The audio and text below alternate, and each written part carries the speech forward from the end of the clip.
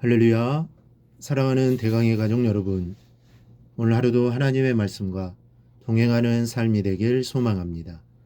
오늘 함께 나눌 하나님의 말씀은 여호수아 14장 6절에서 12절 말씀입니다.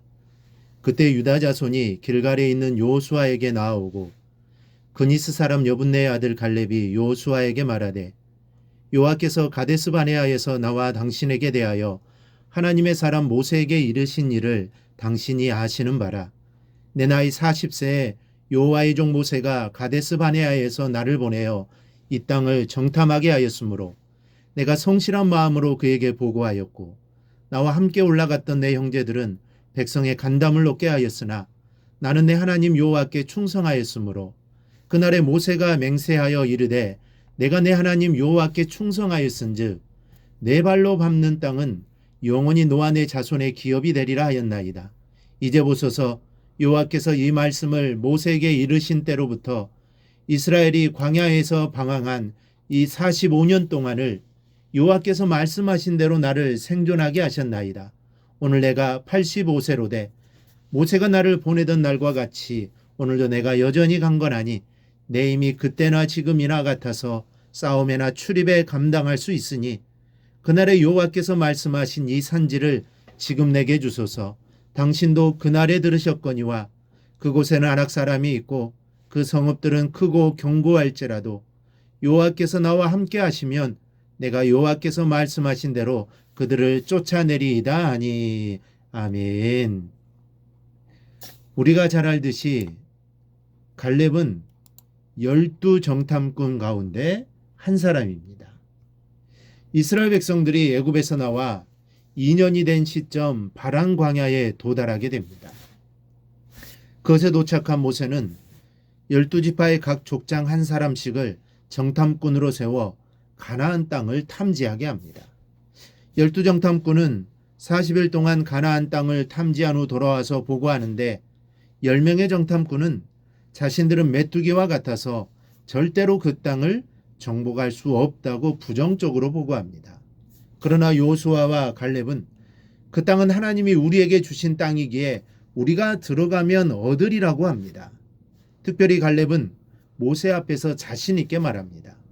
대다수의 사람들은 부정적으로 보았고 부정적인 보고를 들은 백성들은 두려움에 떨면서 그날 밤 통곡을 하며 하나님을 원망하고 모세를 원망하고 불평했습니다. 그러나 갈렙은 저들과 다르게 보았고 다르게 생각했습니다. 그는 성실하게 보고했고 믿음으로 보고를 했습니다. 여호와의 능력을 온전히 믿고 믿음으로 보고하는 갈렙을 향해 하나님께서 이런 약속을 그날 주셨습니다. 9절에 보니 그날에 모세가 맹세하여 이르되 내가 내 하나님 여호와께 충성하였은즉 내 발로 밟는 땅은 영원히 너와 내 자손의 기업이 되리라 하였나이다. 여러분, 갈렙에게는 그 믿음의 대가로 땅 분배에서 우선권이 주어진 것입니다. 내가 받는 곳은 다 주겠다는 약속이 있었다면 우선권의 권리를 주장할 수 있었을 것입니다. 그래서 쉬운 방법을 택할 수도 있었습니다. 충분한 자격이 있는 사람이 아닙니까? 그러나 갈렙은 우선순위로 그리고 쉽게 얻으려고 하지 않았습니다. 그날에 여호와께서 말씀하신 이 산지를 내게 주소서라고 합니다. 아낙 자손들이 사는 그 땅을 내게 달라는 것입니다. 내가 그들과 싸워 그들을 정복하여 하나님의 약속을 이루겠다는 것입니다. 우리는 성경에 나오는 갈렙의 모습을 보면서 그가 어떤 사람이었는가를 생각해 볼 수 있습니다. 갈렙은 세상 사람들과 다르게 살기로 작정한 사람입니다. 갈렙이 위대한 믿음으로 살아갈 수 있었던 것은 그가 세상 사람들과 다르게 살기로 작정했기 때문입니다. 갈렙의 신앙에 대해 하나님께서 민수기 14장 24절에서 이렇게 말씀합니다. 그러나 내 종 갈렙은 그 마음이 그들과 달라서 나를 온전히 따랐은즉 그가 갔던 땅으로 내가 그를 인도하여 드리리니 그의 자손이 그 땅을 차지하리라. 그 마음이 그들과 달라서라고 말합니다. 다른 사람들과 마음이 달랐다는 것입니다. 곧 세상적인 가치보다는 절대적인 가치를 중히 여기고 그것을 쫓아가려고 했다는 얘기입니다. 오늘 우리에게도 이러한 자세, 이러한 태도가 필요합니다. 세상적인 가치보다는 절대적인 가치를, 과거와 현실을 보고 집착하기보다는 약속과 미래를 보는 시각이 필요합니다. 상대적인 가치를 따라가는 사람은 세상의 흐름에 요동합니다. 세상이 바뀌면 나도 바뀝니다. 상대방이 어떻게 하느냐에 따라 나의 마음과 태도가 달라집니다. 그럴 수밖에 없는 것은 이 사람은 현재와 과거를 보는 사람입니다. 마치 이스라엘 백성들과 같이 애굽의 것을 추억하거나 아니면 광야의 현실, 가나안의 현실만 보기 때문에 현실에 따라 요동합니다.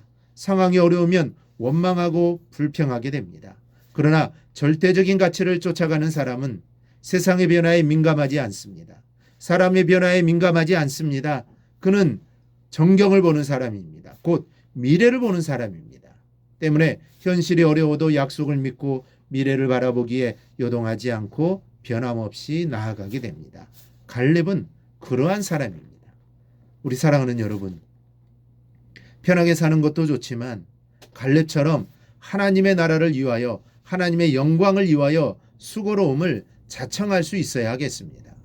주님을 위하여 조금 어려운 길, 힘든 길을 기쁨으로 걸어갈 수 있는 여러분이 되시기를 바랍니다.